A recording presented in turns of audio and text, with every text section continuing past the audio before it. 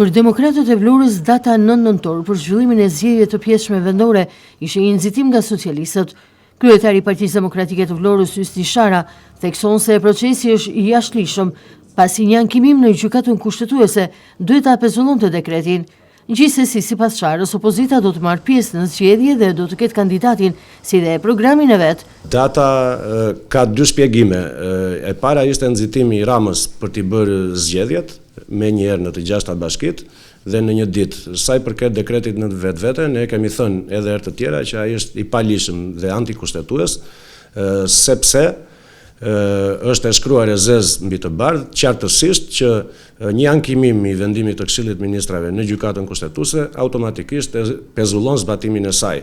Por edhe presidenti i Republikës, që është një kukull dhe një ushtar i Edi Ramës, e dekretoi këto zgjedhje. Gjithsesi, me dekret, pa dekret, ne do të marrim pjesë në këto zgjedhje, do kemi kandidatin ton, do kemi programin ton, i cili do jetë një program për qytetarët dhe jo një tallje siç bën Rama me të tjerët, dhe ju i dini vetë zhvillimet që kanë ndodhur derisa u arrit në dorëheqjen e kryetarit të bashkisë.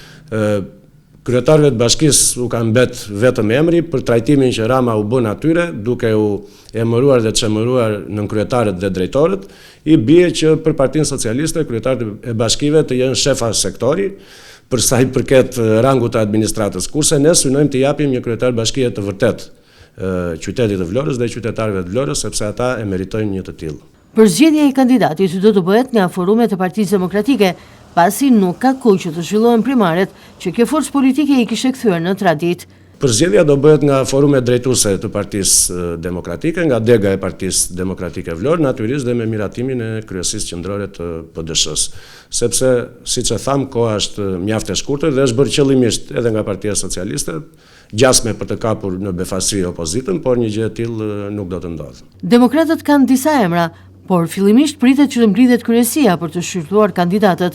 Miratimi përfundimtar do të jepet nga Partia Demokratike Shqiptare. Po themi miratimi përfundimtar i kandidaturës kalon dhe në filtrin e kryesisë qendrore të Partisë Demokratike, sepse siç tham, nuk është vetëm Bashkia e Vlorës, po janë 6 të tilla në gjithë Shqipërinë dhe patjetër merret edhe një miratim zyrtarisht ose formalisht, quheni si të doni, nga kryesia e Partisë Demokratike të Shqipërisë. Brenda datës 9 tetor, Partia Demokratike do të ketë gati kandidatin për kryetar të Bashkisë së Vlorës. Po afati ligjor për të regjistruar është 30 ditë, kështu që këto ditë që mbeten deri në datën 9 apo 10, ku e di unë, të them për afatin ligjor apo kushtetues me saktësi të plot, por këto ditë patjetër që do kemi emrin e kandidatit. Por a do të merret edhe mendimi i aleatëve për kandidatin për kryetar të Bashkisë së Vlorës? Ne nuk është se kemi institucionalizuar në qytetin e Vlorës një tryezë të tillë, po natyrisht jemi në kontakt me ta dhe do diskutohet edhe me ta për emrin e kandidatit.